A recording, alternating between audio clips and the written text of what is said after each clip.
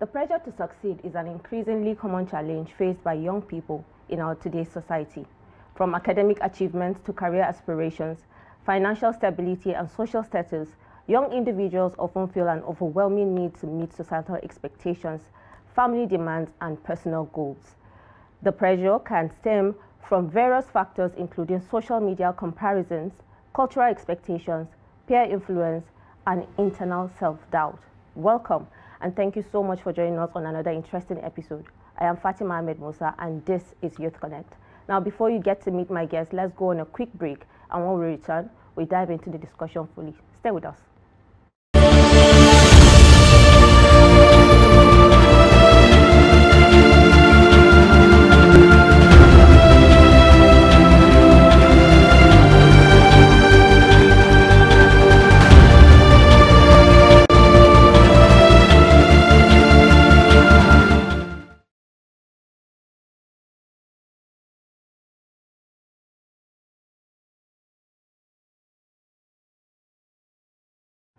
Welcome back, and thank you so much for joining us on Youth Connect, coming to you from Trust TV here in Abuja. Now, joining me in the studio is Felix Clifford Terkimbi. He's a presenter and an MC. Thank you so much, Felix, for joining us. Thank you very much. And then we have Khairat Oyiza Abdullahi. She's a program and data analyst.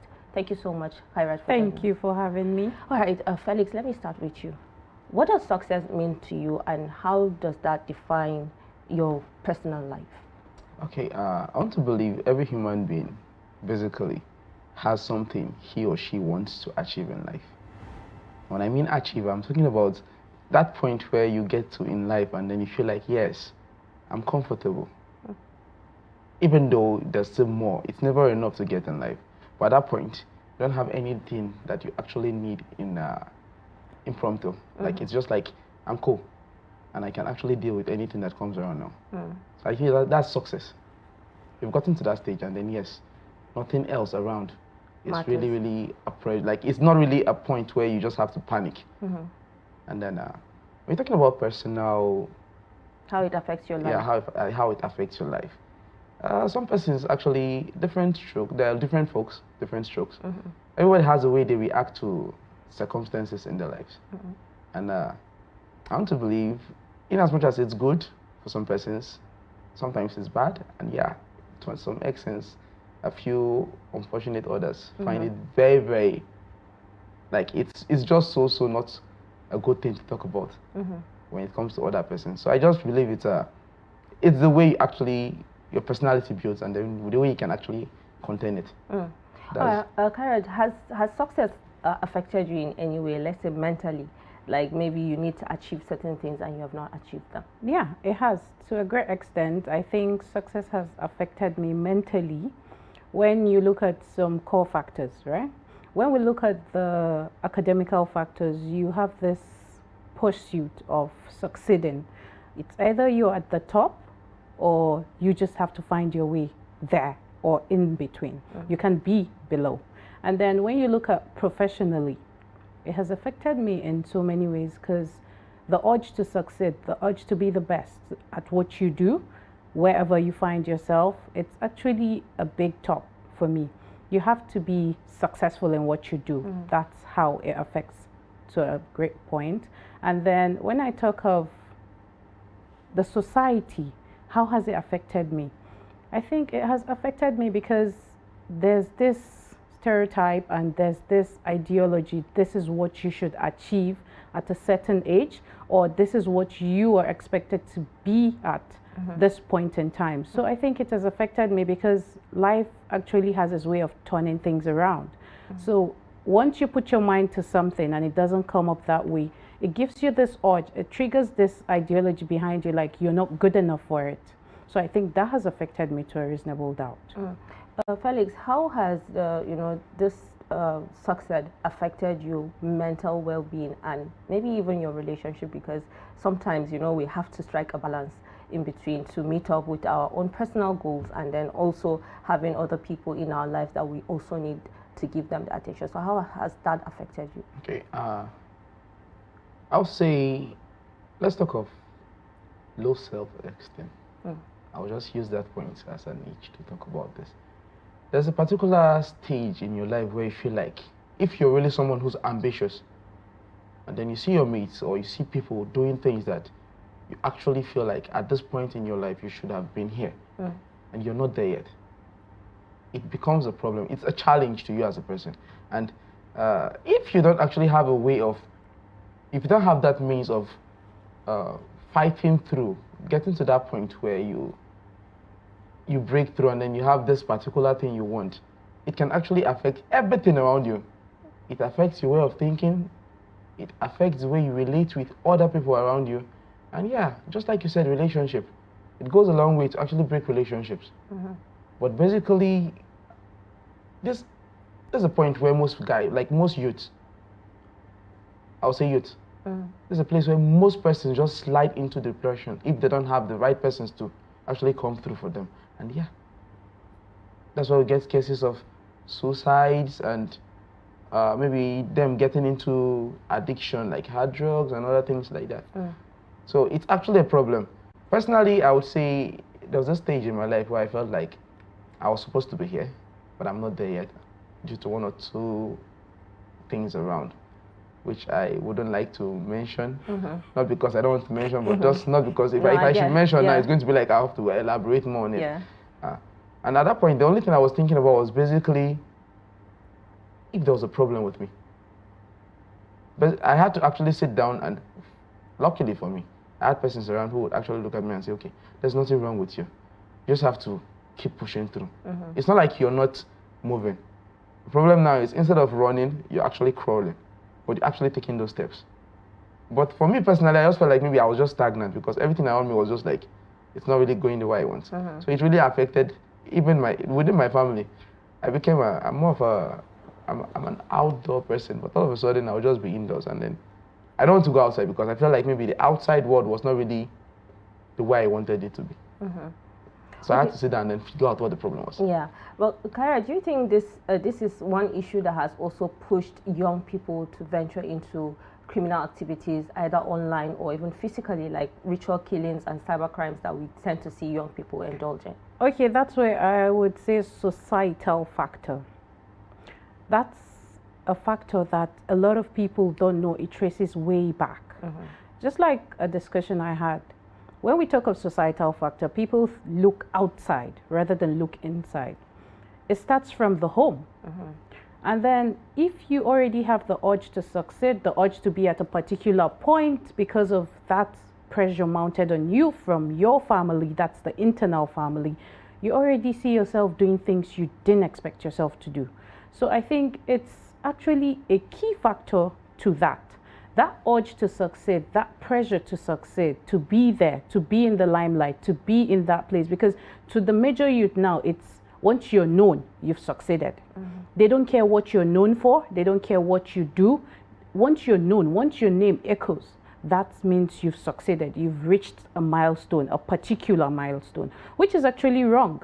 Because there should be a level of what are you good at? What are you succeeding at? What are you driving at? What's your passion? What are you forwarded at? But here now, it's just a case of whatever you do, it doesn't matter. Because, oh well, you've succeeded. You've made the name.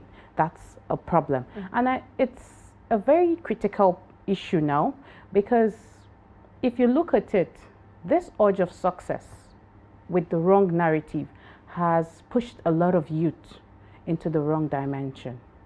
That's where we have the cases of suicide, the cases of cybercrime, the cases of fraudulent activities here and there from the youth, and the increase in it from every perspective.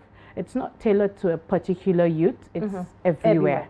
Yeah. So if you look at it, look at the root. What pushed this person out? What brought you to that point where you are? Why are you doing this? What is the aim? But who are the people triggering you to do it? Is it the society? Is it the social influence? Or what exactly is happening? So I think we should look more into that and realize it's not just about the society. The upbringing matters. Yeah, I agree with you that the upbringing matters.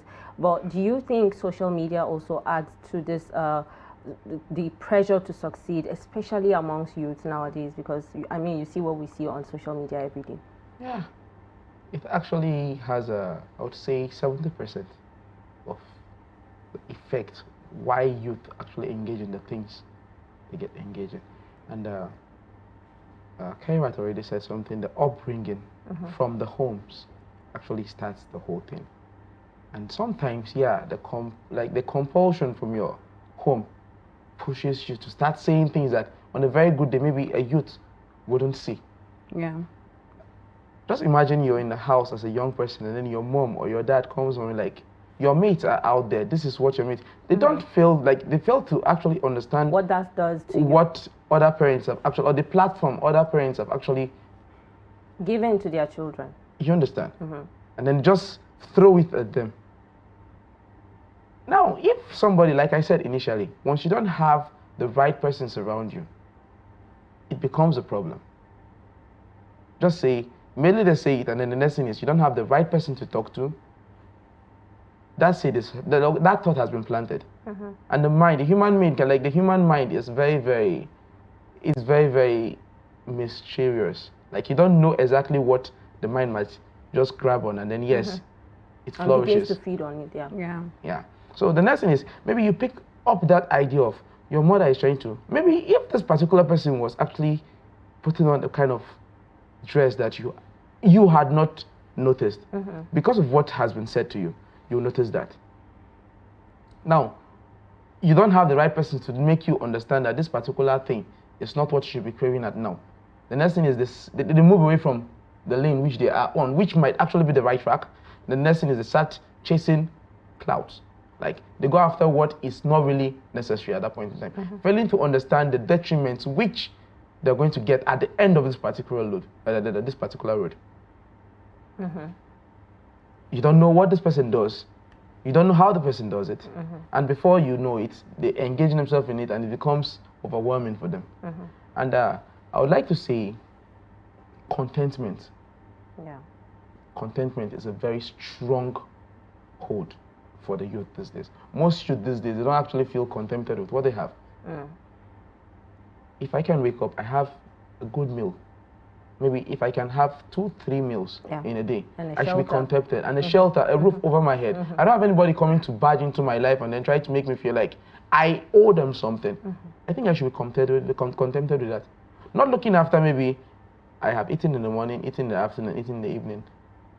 Yes, you have eaten, but you're looking at someone else who ate something else, which according to you feel it's better than what you have eaten. You go out of your way.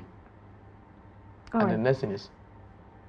All right, so Khairat, how do you think youths deal with anxiety and the peer pressure when we see young people are being pushed, like you both said? How do you think they need to deal with anxiety and these expectations that they have put on themselves? Because, I mean, it has to start with you, right? So how do you think they should be? Just like you said, the first thing I tell everybody, get a mentor you look up to. Get someone you feel his first step or her first step has encouraged you in the path of truth, in the path of light. So that's the first step. Secondly, don't ever let the pressure of social media overcloud your realistic thinking. Because if you let that come to you, because that's the major effect, honestly. The beautiful truth is the major effect on our youth these days is social media. There's nothing anybody's going to say contradicting that. Because that's where everything happens. That's where we see everything. That's where we learn everything these days. We are no longer the analog type where we actually deal with the papers or read books a lot. We now believe whatever we see on social media. So I think first off, get a mentor, understand what you are about as a human being, be contented. If you find yourself in a dysfunctional family or a dysfunctional space, ensure you pull yourself out by the right channel. Listen, read, understand. There's a thing about reading and understanding. A lot of people read and listen, but they don't understand. So you should understand what you're diving into. Be it you want to be, I think you want to go into the religious sector, you want to be successful in whatever sector you find yourself, understand what you're going into.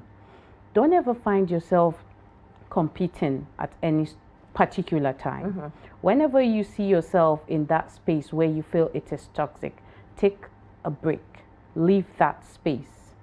Don't feel the need to compete with anybody. You are you, which I would always tell every youth I come across. I am me, I am Khairat. You are you, you're Fatima. You have a path that you were destined for. I have my path. We might cross paths, but we'll cross to learn from each other, not to be a competition, not to be a problem to one another. So in whatever you do, make sure you have the fear of God and you're on the right path. I mean, you just said it, but then let's go on a quick break, and when we return, we'll continue this discussion. Don't go anywhere after this break. Welcome back, and thank you so much for joining us on Youth Connect, coming to you from Trust TV here in Abuja. I mean, before we went on the break, Khairat said so many things, and you know, she talked about the path that everyone needs to choose. But do you think parents and teachers also play a role in pushing young people, you know, under this pressure to succeed when it comes to, when you look at the society and the situations that we face these days? Okay, when you say parents and teachers, it's like you're limiting it. It goes way beyond that. It goes way beyond that. The society in which a child actually finds themselves. Yeah, it has a lot to tell on you. Maybe you're in an environment where things are not really going well, and then you expect, because definitely if you're talking about learning, I think the parents don't really do much these days, because most times as a parent you're expected to go out there and then source for, except probably maybe circumstances where you have to just be more like a housewife, or maybe a father who has to be a handiwork person. But most of the time, I don't think maybe the parents will be there in the lives of their children, especially if they're up to their particular age, teenagers precisely these days. We can actually sit down these days, you know, that particular stage, we all went through it. We can actually decide what a 15 to 20-year-old should do for him or themselves. So I think the environment has a lot to do with it. The only thing I feel maybe the teachers and then the parents should do in this case, or like Khairat said earlier on, the role models. You just have to look for the exact, you just have to be very, very committed. You just have to be very, very intentional about what you're supposed to tell anybody which you feel, the person you actually care about. You just have the right thing to tell them. These days now, you don't sit down and then you try to convince a teenager of this year not to have a handset. It's very impossible. I mean, not just one, two. You can't. Some even Some actually have some that they'll keep at home and then they'll just be taking one around. You can't control that. Now, seeing the fact they can control what... You're even going far. I think you can't even control what they eat. Exactly. Not to talk of the phones. You can't even control their meals. Okay. Now, you don't have... Okay, let's say, you can control what they eat. But in this case, let me just be specific on the gadgets. Yeah. A child has a gadget, and then you actually feel maybe there's something you want that child. Now, most persons will feel like they don't have that energy, they don't have that time, and then everybody, some teachers these days will be like, it's their life, I've lived mine, so anything that happens, it's the parents that's going to tell it. What happens to your conscience? Where's the integrity going, or where's the personality that you claim to have? Where's the professionalism in it? What do you tell a child? And how do you expect that child? I was fortunate to have a teacher that looked at me once in when I was in my SS classes, and what he told me was very simple. Like, what exactly do you want? To continue causing trouble around? And then he just took me to one of his uncle's place. So please tell him about me. Like, this one, it's God that intervened. But funny enough, after the uncle had finished giving me reasons why, there was this metanoia, like a change of mindset in him. He actually looked at me and said, like, it wasn't what they actually thought. He woke up one particular day and then he saw his friends fighting. And the next thing was, after fighting, they were having scars And months later, that scar was there. He started thinking about himself. What if this thing actually went beyond the scar? What if the conscience came alive? Yes. And then the ability to actually think of the consequences of your action came alive automatically. Now, before he took a particular action, he started like, what if I do this and then it goes south? What will happen if I should do this? I think that's what we should be doing these days. We should actually give them the possibilities. Like, let's try to lay them out. If you do it this way, you expect this one or this one. Yes. If we don't show them those possibilities, I don't think we're really doing a good job as a parent or as a teacher. Yeah, I think to some, they don't know the consequences of their actions. Yeah. They still don't know the consequences of their actions. They don't understand for every action, it's either a good consequence or a bad consequence. And they still haven't gotten to that point of understanding that. So I would still encourage our teachers, our families, our parents to please don't ever get tired of grooming them. Because now we're at the point where even the parents are tired. They would actually tell you the teachers will do the needful. Or they'll tell you, oh, the tutors or the home lessons will do the needful. And then the teacher will have... Don't forget the fact that some teachers, some parents actually even sue teachers when they try to correct their children. Yes, and I think that's something that wasn't in my own time. You don't even have this, you can't even go to your house to tell your mother that you did something and your teacher flogged you. What about... Because you'll be cautioned from the house. Yes, before you go there. Again. You'll be punished again. So you're scared. And don't forget the fact that, there's still a few out there that would be like, anything the child wants to do, the child should do it. After all, I've done my own bits. Thank you. They don't care to, like, that's, okay, I'll just say basically, the bridge between the parents and the tutors, or should I say tutors in this case, it is no longer there. Yes. That communication, they've lost it. This kind of discipline we had those days that if I should do something in school, my teacher might possibly tell my parents. Yeah. Or if I should do something at home, my parents will take me to school and actually... that bridge, thank you. That bridge has collapsed. And then I think that's where the whole point should be. Because I think if it's a two-way thing, it's a double-edged sword. Yes. Yeah. And I think our parents are forgetting the fact we're forgetting about that. They are the guide. No matter how old we get, no matter how old we grow, they would forever remain the guide. So once you lose that mindset that you're no longer the guide and you're letting me do whatever I please, we've lost it. So do you believe that it's possible for youth to succeed on their own terms, regardless of what the society expects from them? I actually believe that 100%, 110, I could even say 150%. Personally, I want to believe if there's anything I've actually lived by, is the fact that I wake up every day with my peace of mind. Okay. You know that, I don't know if you understand that peace, that serenity you feel when you go to your house, when you're in your own comfort zone. I mean, you're the boss of your own. You understand. Your own self, yeah. You owe nobody anything. You just wake up and then there's a peace of mind. Now, the thing is, diligence pays off. This is what, okay, I made mention of contentment earlier on, right? Yes. There's something called contentment. There's diligence to work. Contentment, basically. Then you have your diligence to work. And then, yes, the kind of persons or the kind of things you get interest in, you pick interest in. This particular thing defines you as a person. Yes. Now, once you're not contented, there's no diligence in work. Like, after all, let me just go to work today. If I like, even if I don't go there, anything that happens will happen. There should be a passion for what you do. I don't want to say passion in this case. There should be the diligence. Because I believe, if you have the diligence, you believe anything you do. Like we said earlier on, every action or, I won't say action, I would say every decision you take today has a consequence. Yes.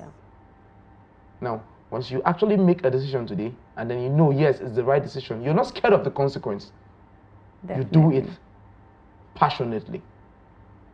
And most importantly, yes, the kind of persons you go around with. You can't say, I'm somebody who walks to walk. You know, there's this popular saying where they say, when you have 3 smart people, the 4th one becomes a smart person also. Yes, automatically. I think that applies to this. Automatically. If everybody is on the road to positivity, And you would also out. be Yes, on you the would road want to be motivated. As long as you're in company with those persons. Yes, Yeah. that's how it true. works. But at what point should, you know, the youths understand the difference between a healthy motivation and unhealthy pressure? At what point? Okay, I think the point where I know you're having a healthy motivation for me is where you're not biased in what you say, and you don't judge me by what information I give you. In the sense that any youth that comes to meet you to motivate or to listen to you, they already have something that has triggered them to come to you. So if I'm coming to you with my story. I'm coming to you with me as me. So the response you're going to give to me would determine if you're being healthy or toxic. Because I have told you about me. I have given you a full detail about me. So now if you judge me by what I said to you, that shows you're already giving me a toxic space. But if you're going to be neutral and just be me, live in my shoes and give me the advice I need, and then talk to me from your own experience about life and make me see reasons on why I shouldn't do this or do that, then that is actually a good and healthy conversation or a good and healthy motivation for me. Okay, so in your own thoughts, or should I say, if you're to advise young people on what to do to strategize and strike a balance in terms of growth, what will you tell the youths? There's no shortcut in life.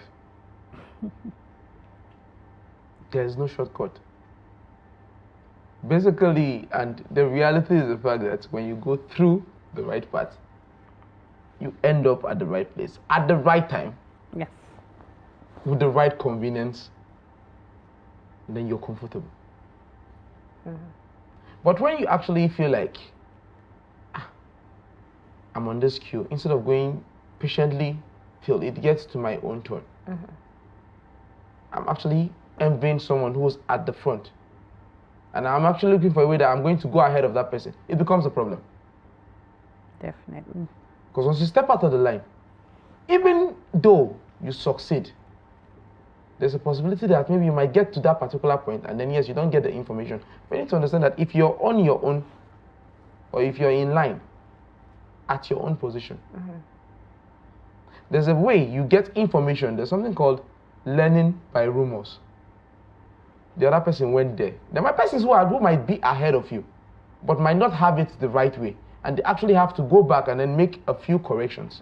But you, if you're patient enough, you get there at the right time based on the fact that others have gone there, and then when they're passing, you learn from them. And at the end of the day, before you get to that point, you have already corrected the mistakes which they already made ignorantly. So there's no shortcut. Just stick to the right path and then... I agree with you totally that there is no shortcut to success in life. I mean, thank you so much, Khairat and Felix, for being a part of this conversation. Thank you so much. The pleasure is mine. Thank you. Well, this is the end of this discussion today on Youth Connect. Do join us again next week for another interesting episode. Don't forget to also follow us across our social media handles in case you missed out on any of our programs, documentaries, and news.